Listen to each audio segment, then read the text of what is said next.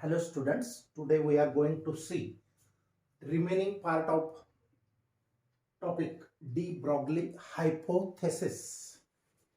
De Broglie is the name of scientist and his discussion about the picture dual nature of electromagnetic radiation and matter. So we have already seen electromagnetic radiation have a dual nature. We have seen that electromagnetic radiation is a have a dual nature, means which are two natures.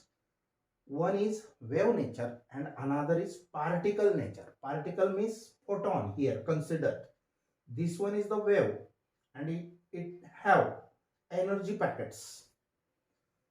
These energy packets are nothing but photons. So according to photoelectric effect, electromagnetic radiation have dual nature, that is wave as well as particle nature.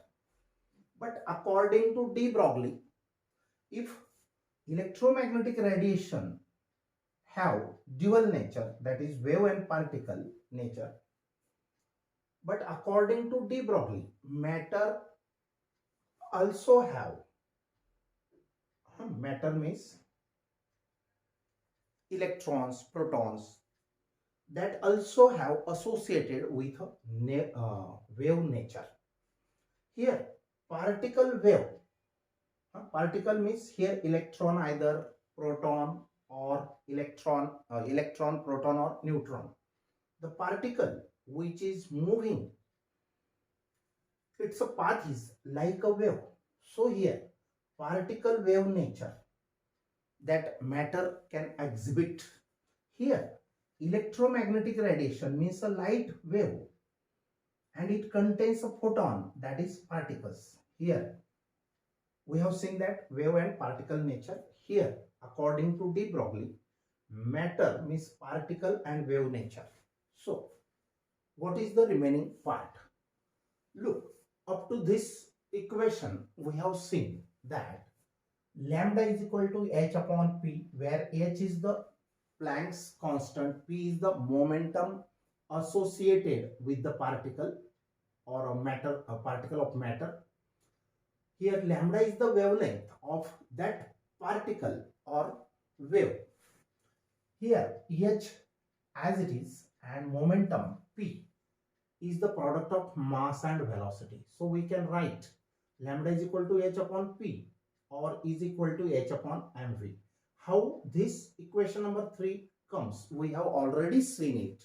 Okay, so the wavelength of the matter waves, this lambda, the wavelength of matter waves given by the equation number 3.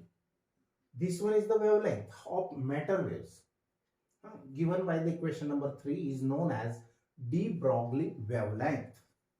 de Broglie ची wavelength म्हणायची, lambda is equal to h upon p or h upon mv. p ची value, momentum p is the product of mass of the particle and velocity of the particle. So this equation is called as equation of wavelength or de Broglie wavelength. And equation number 3, the same equation is also called as de Broglie equation. This one, lambda is equal to h upon p, is the de Broglie equation. This one is the de Broglie equation. So for a particle, हे समजलं का बघा, lambda is equal to h upon p, h as it is, p ची value mv, let it be equation number 3. This lambda is the wavelength of the matter waves given by equation number 3, and it is also called, this equation is called, this wavelength is called de Broglie wavelength, and the equation total whole is called de Broglie equation.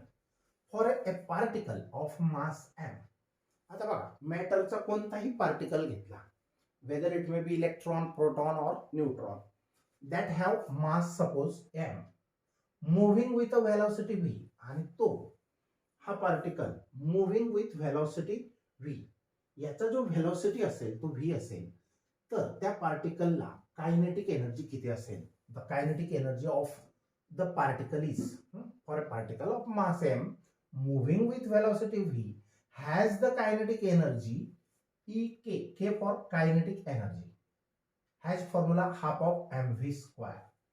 This one here we want only value of v, so this 2 gets multiplied to e, so becomes 2 ek, and m gets divided to this, and here to take a square root, so value of v is, हे समजलं का, v square साठी आपल्याला हे equation बनवायचं आहे. तर v ची व्हॅल्यू कशी तयार करणार, तर बघा v square, this implies v square is equal to, v square is equal to काय राहील, 2 multiplied to ek, kinetic energy, single letter it is actually kinetic energy, and m gets divided this one, but only for only v, right side, taking square root on both sides, we get under root of 2 times the kinetic energy upon mass of the particle which is moving with velocity v. So v equal to this one. Understood how it comes? तर v ची value अशा प्रकारे आपण find out करू शकतो. ही v means velocity, under root of 2 times ek upon m. ek means kinetic energy, m is the mass of the particle which is moving with velocity v. आता from equation number 3 lambda ची value काय, h upon mv, lambda is equal to h upon mv. So from equation 3 lambda, this lambda is equal to h upon m as it is, only put the value of v here under root of.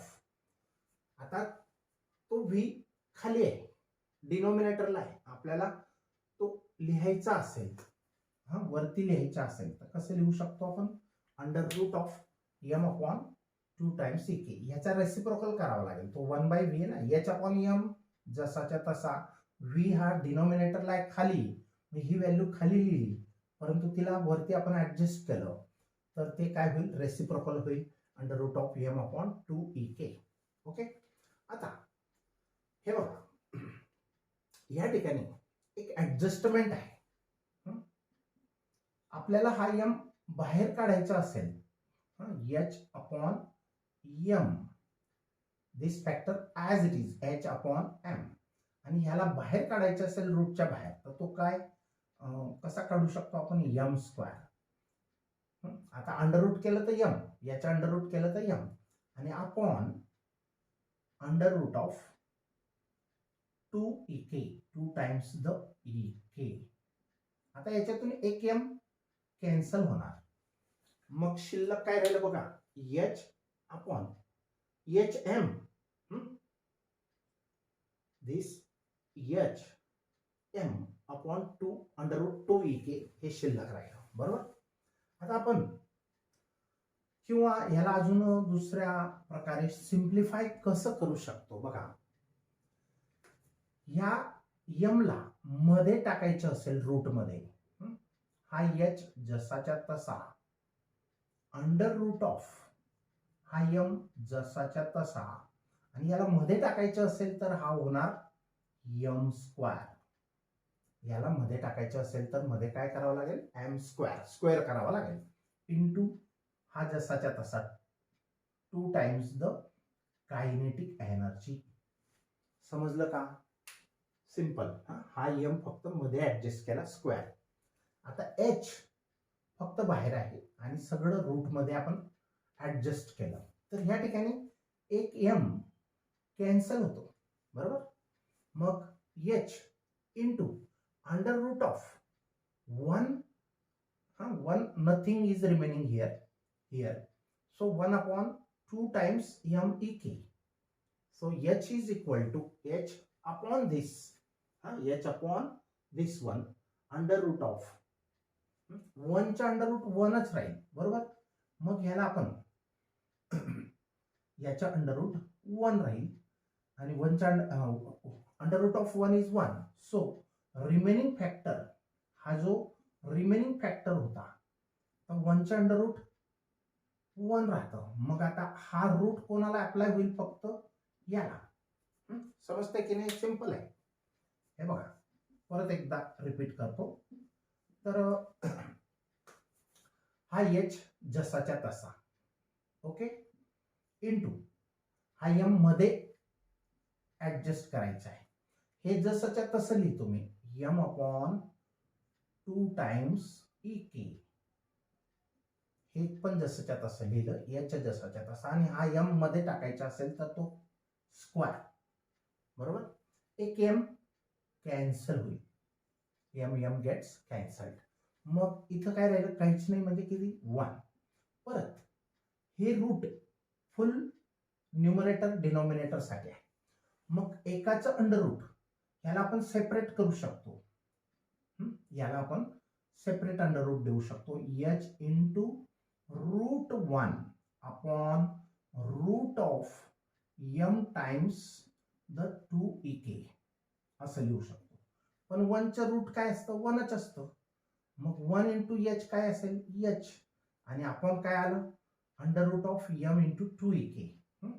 तर हा 2 फक्त अगोदर लिहिलाय, M E K, 2 times M E K H upon. So how this comes, I have explain it. Okay, समजलं? मग तर ते equation number 4 असं आलेलं आहे. हे equation number 4, lambda is equal to H upon under root of 2 times M E K for a charged particle of charge Q. आता एखादा चार्ज्ड पार्टिकल असेल, electron is also one of the charged particle, proton is the also one of the charged particle, electron having negative charge, proton having positive charge. So for a charged particle of charge q accelerated from rest, suppose एखादं particle आहे असं की ज्याचा charge q आहे, charge किती आहे? q, आणि त्याला ऍक्सलरेट केलं, ह्या पार्टिकलला आपण ऍक्सलरेट केलं ह्या डायरेक्शनला, तर काय होईल बघा. For a charged particle, this one having a charge Q, त्याला क्यू एवढा चार्ज आहे आणि त्याला ऍक्सलरेट केलं. म्हणजे आता सपोज हा निगेटिव्ह चार्ज असेल तर इलेक्ट्रिक फील्डची पॉझिटिव्ह प्लेट आणि इकडे निगेटिव्ह प्लेट, तर in between 2 plates there is a electric field, and here if this one is the negative charge, means electron, then it gets accelerated towards positive plate. So for a charged particle of charge q, it may be negative or it may be positive. Okay, accelerated from rest. हा रेस्टला आहे, हा particle charged particle आहे की ज्याच्यावर charge Q आहे आणि त्याला accelerate केला फ्रॉम रेस्ट. रेस्ट म्हणजे तो रेस्टला होता, थ्रू पोटेन्शियल व्ही. आता हे जे इलेक्ट्रिक फील्ड असेल त्याला आपण दिलेलं पोटेन्शियल किती असेल? Suppose V. तर वर्क डन किती येतं? Charge into potential is the work done. तर बघा, लक्षात ठेवा, वर्क डनचे फॉर्म्युले फोर्स इंटू डिस्प्लेसमेंट पण आहे, पण ह्या ठिकाणी क्यू एवढ्या चार्जला व्ही एवढ्या पोटेन्शियलने, आता ह्या ठिकाणी आपण हा जो व्ही वापरला होता तो व्हेलॉसिटी होता, पण हा जो व्ही आहे कॅपिटल तो पोटेन्शियल आहे. म्हणजे ह्या दोन प्लेट्सच्या दरम्यान पोटेन्शियल डिफरन्स हा व्ही असेल, कॅपिटल व्ही. मग वर्कडन कसं फाइंड आउट केलं जातं? Charge into potential is the work done. लक्षात ठेवा, वर्कडन इलेक्ट्रिक चार्जचं कसं काढलं जातं? Charge into potential. हा व्ही इज द पोटेन्शियल. या ठिकाणचा व्ही म्हणजे वेलॉसिटी, आपण त्याला चेंज केलं आणि आपल्याला कन्फ्युजन नको व्ही आणि वेलॉसिटी आणि पोटेन्शियल मध्ये. मग ह्या व्हीला आपण असं चेंज केलं की तो नाहीच आता ह्या फॉर्म्युल्यामध्ये. आणि मग आता आपण हा जो व्ही आहे त्याला आपण पोटेन्शियल म्हणू शकतो. Okay, the work done is charge into potential, this provides the kinetic energy. आणि ह्यालाच हे work done is nothing but kinetic energy equal to the kinetic energy. So charge into potential is the work done. Work done provides the kinetic energy. So kinetic energy must equal to this work done. How it is found? Charge into potential. लक्षात ठेवा, work done find करण्यासाठी charge into potential हा एक formula आपण शिकलेलो आहे. Charge into potential is the work done. मग आता बघा ई ची व्हॅल्यू काय क्यू व्ही. या ई ची व्हॅल्यू क्यू व्ही फक्त पुट करायची बघा फ्रॉम इक्वेशन नंबर 4. लॅम्बडा जसाच्या तसा, एच जसाच्या तसा, 2m जसाच्या तसा, ई ची व्हॅल्यू काय येणार क्यू इंटू व्ही. आता इथला व्ही जो आहे तो पोटेन्शियल आहे. या वेळेला आपण म्हणजे असं चेंज केलं in terms of these factors H M kinetic energy. तर त्या व्हीला आपण चेंज करून टाकलं. आता व्ही म्हणजे व्हेलॉसिटी नाहीच, इथं फक्त पोटेन्शियल. व्ही म्हणजे आता पोटेन्शियल असेल, जिथं पण असेल ते पोटेन्शियल असेल. तर बघा lambda is equal to H upon under root of 2m into Q into V. This relation holds for any charged particle like. हे इक्वेशन हे सगळ्यांसाठी ट्रू आहे. Relation holds good for a charged particles like electron, proton और for even charged ions also. Charged पाहिजे. Neutron is chargeless, so we cannot accelerate it in this manner. Only electron, proton or ions, negative positive ions, we can accelerate them. Okay. आता हे equation त्याच्यासाठी वापरलं जातं. मग if potential V is this potential V is very large, जर potential difference between the plates is very large, speed of particle becomes close to the speed of light. हा जो particle असेल याचा स्पीड हा equal to the velocity of light किंवा speed of light. Speed of light C ने denote करतो आपण. Speed of light C किती असतो 3 इंटू 10⁸ मीटर पर सेकंड. हा स्पीड ऑफ लाईट आहे. आणि जर आपण या दोन प्लेट्स मधलं potential accelerating potential for any particle is if more, then this particle moves with velocity equal to the velocity of light.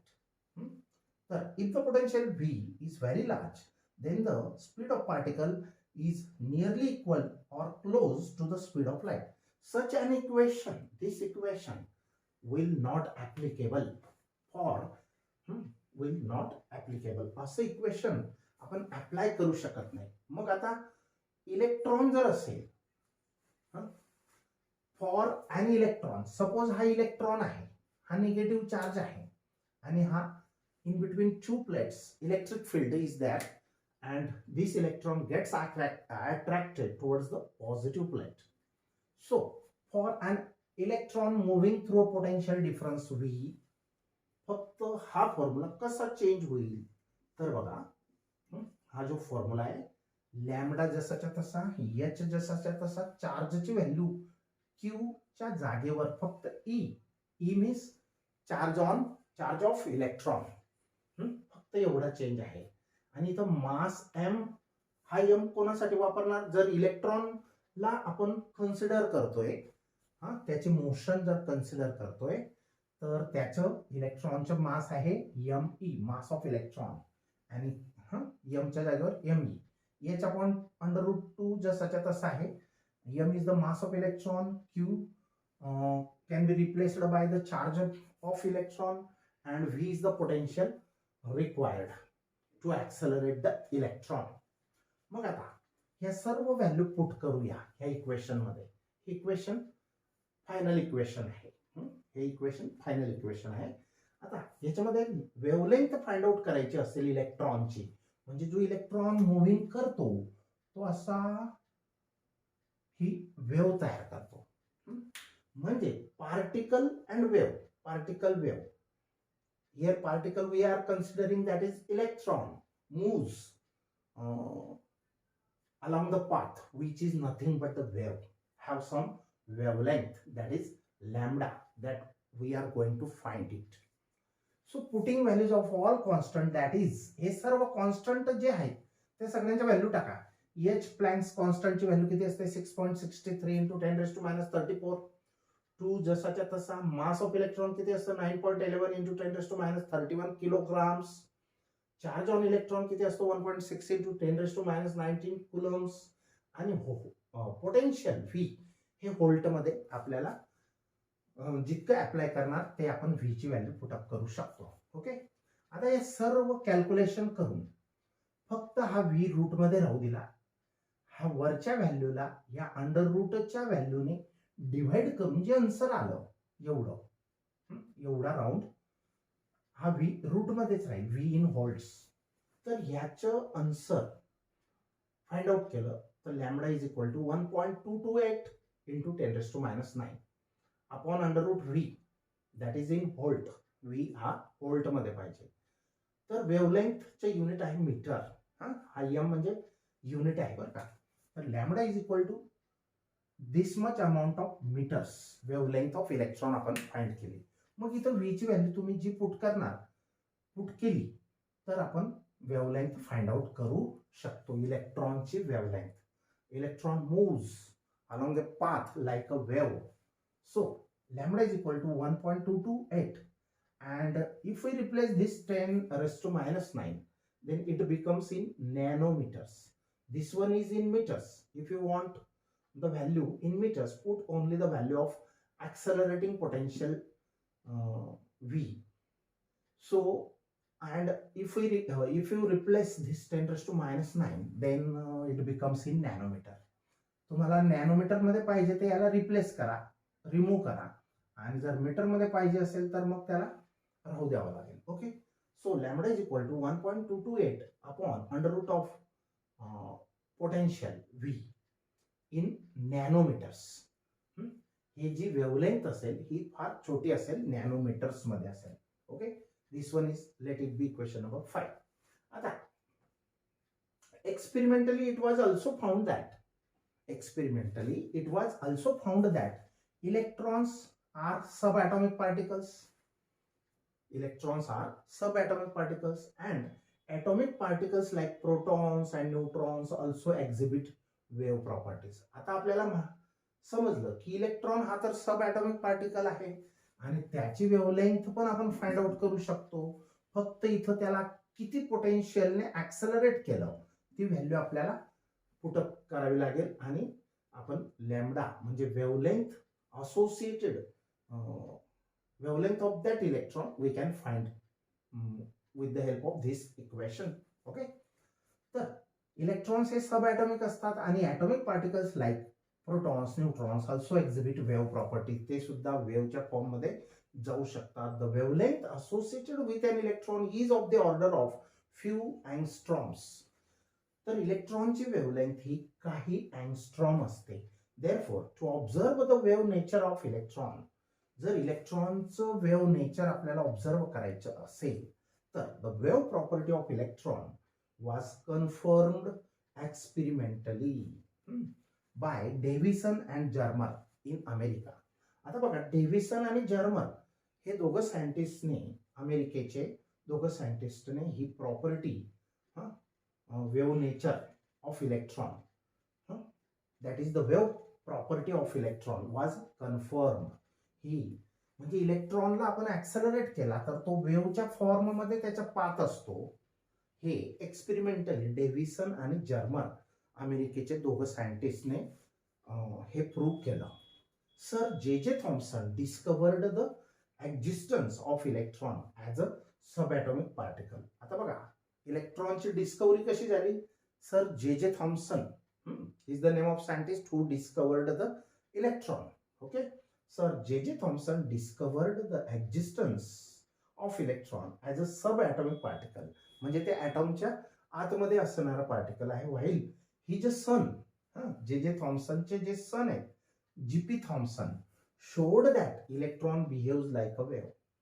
बघा किती योगायोगाची गोष्ट आहे.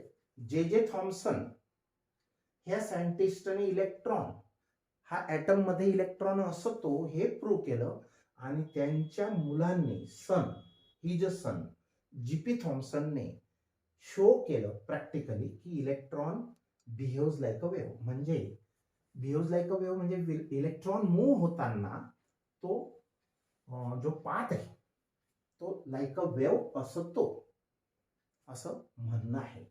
म्हणजे आपण ह्या चॅप्टरमध्ये महत्वाच्या दोन गोष्टी शिकलो.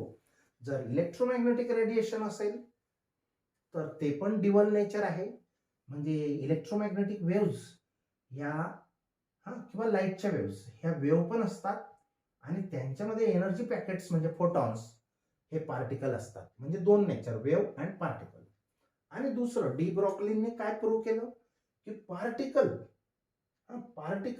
कोणताही असो, electron charged particle, electron, proton, neutron और आयन्स, तर पार्टिकलला जर ऍक्सलरेट केलं, पार्टिकल म्हणजे मॅटर, तर ते मॅटरचं पार्टिकल हे कोणता पाथ फॉलो करतो, वेव्ह. म्हणजे particle wave nature that matter have and electromagnetic radiation have wave particle nature. Here particle is photon, here particle is electron, and its path is nothing but a wave.